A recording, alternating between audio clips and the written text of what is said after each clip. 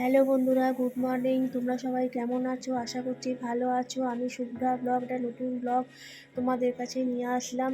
এই দেখো, তোমাদের বাইরের ভিউটা দেখাচ্ছি। কি সুন্দর বৃষ্টি ভেজা সকালে কি সুন্দর বাইরের ভিউটা লাগছে। এদিকে হাজব্যান্ড মানে পিয়াস অফিসে যাবে বলে রেডি হচ্ছে। ও রান্নাটাও ইতিমধ্যে হয়ে গেছে। তো আজকে আমি কোন খাবারটা নিজে একা করে করে খেয়েছি, মাম বাবাই খাননি, সেটাই তোমাদের সাথে একটুখানি পরে শেয়ার করে নেব। তোমরা ভিডিওটা দেখো, কেউ ভিডিওটা স্কিপ করো না।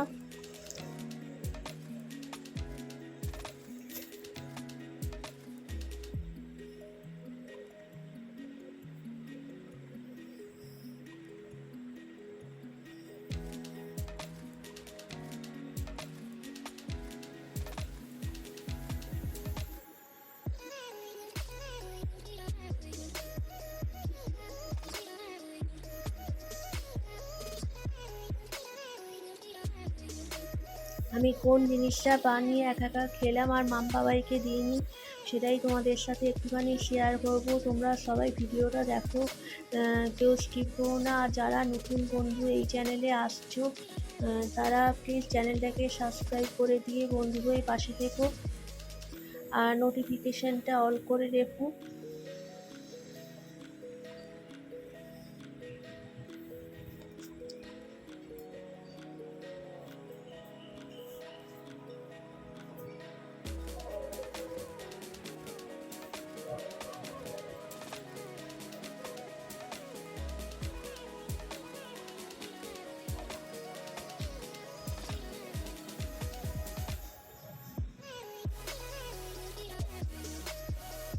তো সব জুতোগুলো সব সামনে সব পড়েছিল। মাম আজকে কিছুই করতে পারেননি, কেননা পুজো ছিল। পুজো মন্দিরে দিতে গেছিলেন, ওই জন্য সকালবেলাটা আমার এমনি কাজের দেরি হয়ে গেছে। মাম দেখো বেরোবেন, পুজো দিতে যাবেন মন্দিরে।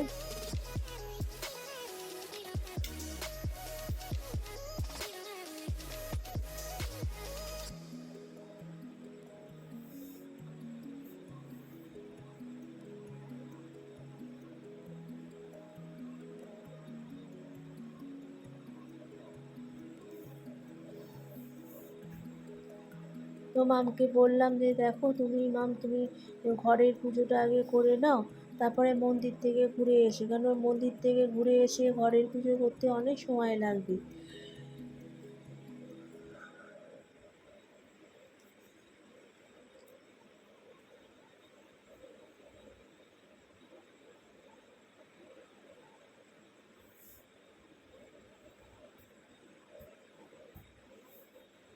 মা আর কি তাড়াতাড়ি করছেন, বাবাই নিচে চলে গেছেন। বাবাই বলছেন আমি বেরোচ্ছি, আমি নিচে গেলাম। মা আর কি তাড়াতাড়ি করছেন।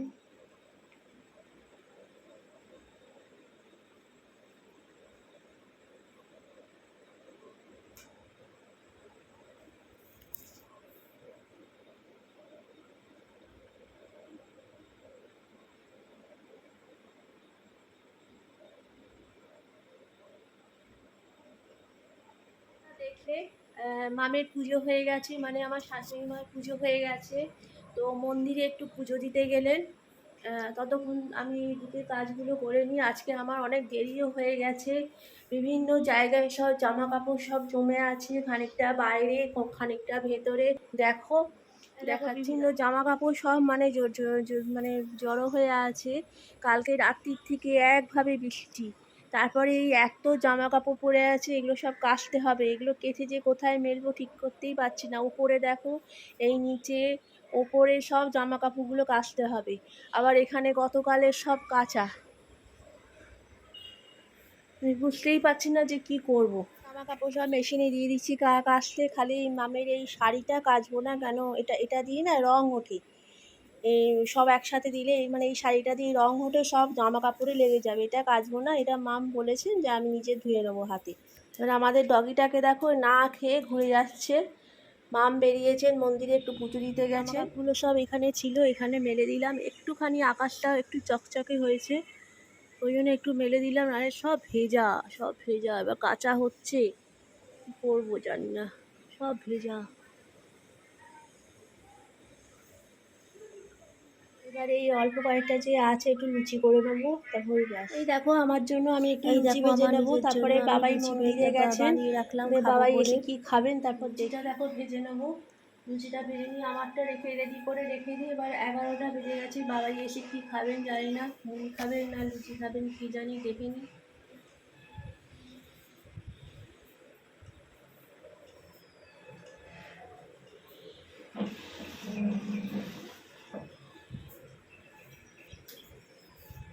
তো ডগিকে একটু বিস্কুট খাওয়াতে গেলাম, ও চা দিয়ে বিস্কুট খেলোই না।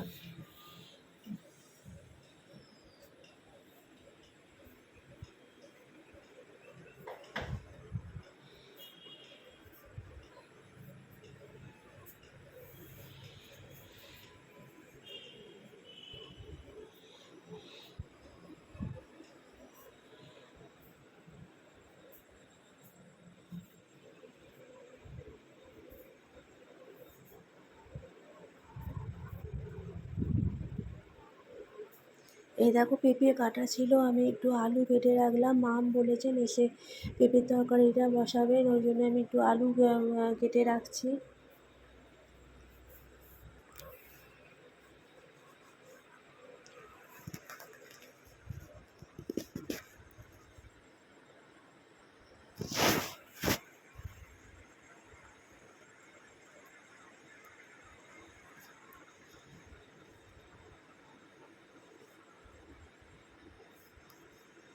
আর ডগিটা দেখো সামনে দিয়ে, ক্যামেরার সামনে দিয়ে যাওয়া আসা করছে। তো বাবাই এলেন, বাবাই বললেন যে আমি মুড়ি খাবো, আমি ওই লুচি ফুচি খাবো না, ওই মুড়ি খাবো। তো বাবাইকে একটুখানি মুড়ি ভেজে দিচ্ছি। মাম তখনও আসেননি। দেখো এখন ওয়েদারটা একটুখানি ভালো হয়েছে, দেখো একটু রোদ্দুর উঠছে। আমি আগে জামা কাপড়গুলো মেলে নিই, বুঝেছো তো, জামা কাপড়গুলো মেলে নিয়ে, এই দেখো কত জামা কাপড় দেখেছো, এগুলো সব কালকে, এগুলো যদি শুকিয়ে যায় সব কালকে। একটু জামা কাপড়টা মেলে নিয়ে তারপর আমি তোমাদের কাছে আসছি। খানিকটা মেলেছি আর খানিকটা ওই ঘরে জানলায় মেলবো, এখানে খানিকটা মেলে দিয়েছি।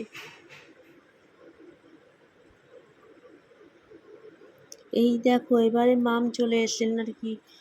ও আমাদের ডগিটার কি আনন্দ হয়েছে দেখো মামকে দেখে, সব থেকে ওর বেশি আনন্দ হয়েছে মামকে দেখে।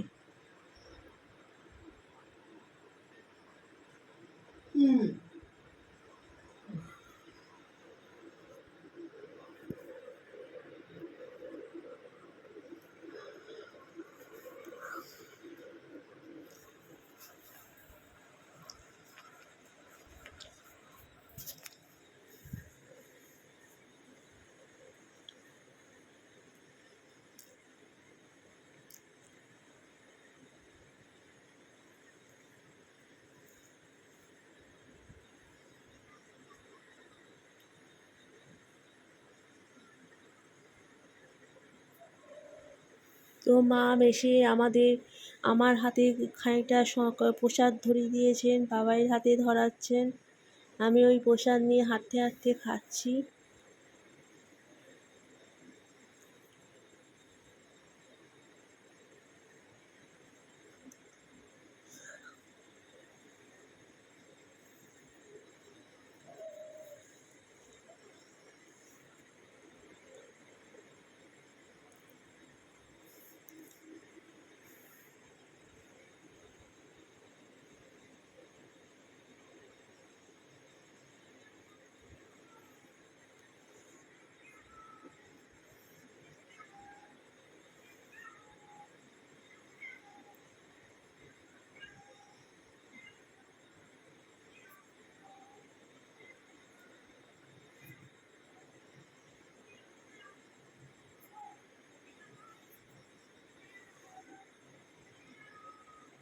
আমি তো আমার হাতে কলা, আমি কলা খেতে খেতে করছি। এদিকে কাঁকরোল ভাজা হয়ে গেছে, ভাতও বসিয়ে দিয়েছি, আর পেঁপের তরকারিটা হবে, থালি হয়ে যাবে, রান্না শেষ। এই দেখো মাম পুজো দিয়ে এসছেন।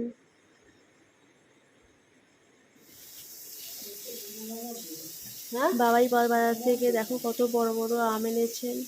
আম দেখলেই যেন একটা লোভ হয়।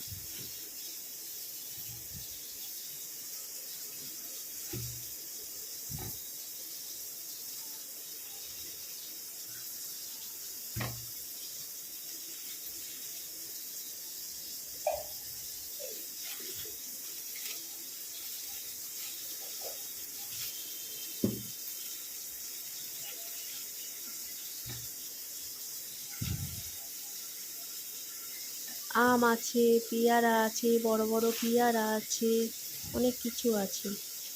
কলা আছে, বাবাই কলা এনেছেন আজকে।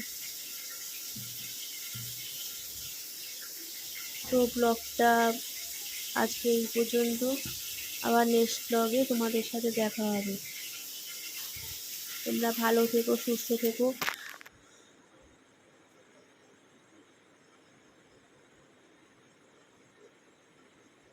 Tata, bye bye.